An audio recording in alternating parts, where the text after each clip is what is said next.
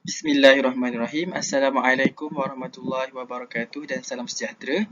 InsyaAllah pada hari ini saya Abdul Hanan bin Muhammad Aruman akan membentangkan pembentangan kertas kerja subjek kokurikulum iaitu pengurusan kokurikulum. Jadi pada hari ini tajuk pembentangan kertas kerja saya ialah kertas kerja pertandingan Cakna Bumi Hijau. Jadi kita pergi kepada pengenalan.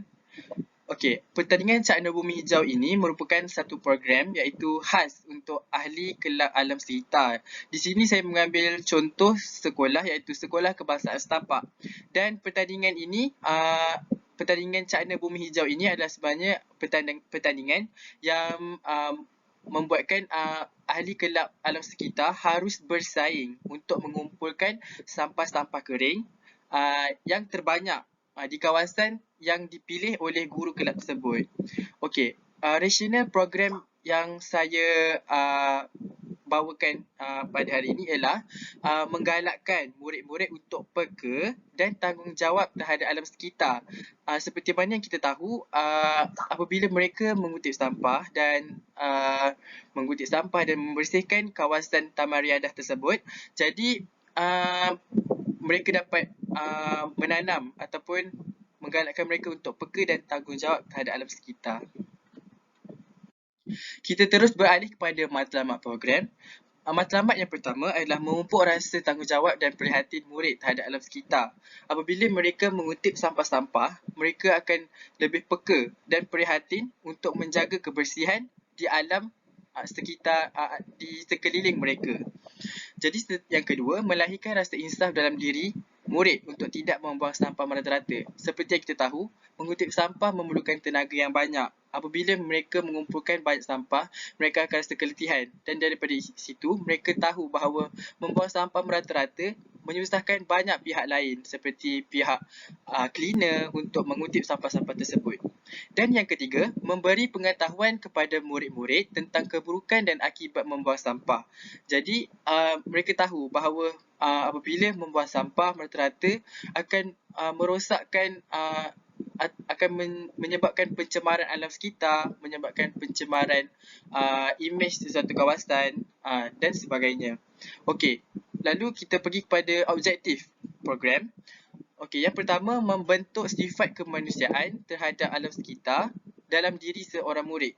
Seperti yang kita tahu, apabila kita mengutip sampah dan mengumpulkan sampah-sampah yang berdekatan ataupun di Taman Riadah ataupun di tempat kawasan-kawasan lain, mereka di situ mereka telah melahirkan satu sifat kemanusiaan terhadap alam sekitar, di mana mereka lebih menjaga alam sekitar.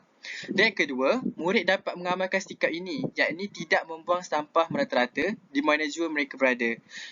Jadi objektif pertandingan ini juga adalah melahirkan sifat di mana haruslah mereka ini untuk mengamalkan sikap tidak membuang sampah merata-rata kerana mereka tahu akan ada akibatnya. Dan yang ketiga, objektif program melatih murid-murid untuk terbiasa mengutip sampah yang mereka lihat dan membuangnya ke dalam tong sampah berdekatan dalam kehidupan seharian mereka. Objektif program ini juga sebenarnya kita dapat lihat melahirkan satu common sense ataupun sikap peka bahawa mereka perlu mengutip sampah sekiranya mereka lihat dan membuangnya ke dalam sampah bagi membersihkan kawasan di sekeliling mereka. Baiklah, seterusnya kita pergi kepada butiran-butiran pertandingan Cakna Bumi Hijau 2025. Ini adalah sebagai contoh yang saya bawakan adalah contohnya nama sekolah tersebut adalah Sekolah Kebangsaan Setapak Kuala Lumpur dan tarikh melaksanakan program tersebut adalah 27 Julai tahun 2025 dan tempat kami memilih di sini saya memilih Taman Tasik Titi Wangsa iaitu Taman Riadah yang berdekatan dengan sekolah dan seperti kita tahu Taman Riadah juga adalah tempat tumpuan orang ramai. Jadi di situ mungkin banyak sampah-sampah yang terhasil. Dan yang seterusnya adalah anjuran Kelab Alam Sekitar Sekolah Kebangsaan Setapak dan sasaran kumpulan untuk program ini ialah ahli Kelab Alam Sekitar iaitu 30 orang yang terawal yang mendaftar untuk pertandingan ini. Seterusnya, di sini saya sertakan contoh-contoh senarai ahli jawatan kuasa.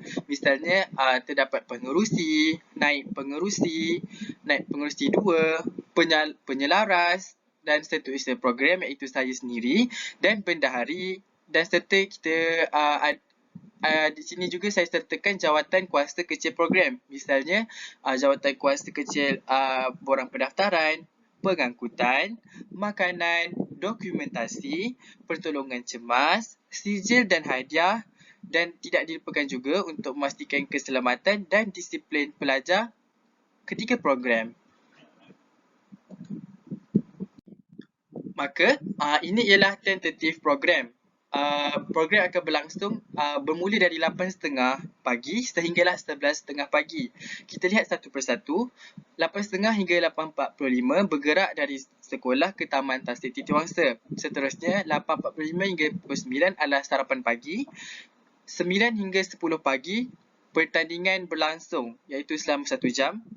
Dan yang keempat, 10 hingga 10.30 pagi rehat dan diteruskan pula dengan penyampaian hadiah dan sijil.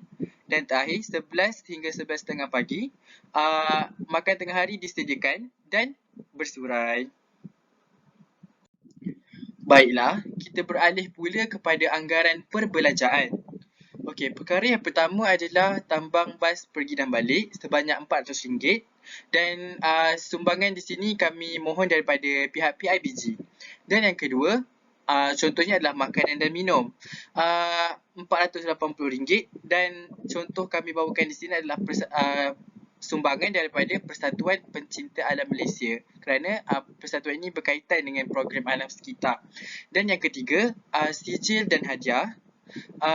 Dana daripada sekolah termasuklah sewa dewan kecil untuk penyampaian hadiah tersebut, dana sekolah, jadi keseluruhannya adalah RM180 untuk dana sekolah. Dan yang kelima, yang terakhir adalah seperti plastik sampah, sarung tangan dan penimbang, iaitu sumbangan guru sebanyak RM75 dan jumlah kesemua anggaran perbelanjaan untuk program ini ialah RM1,135. Maka akhir sekali kita tutup pembentangan dengan harapan dan penutup.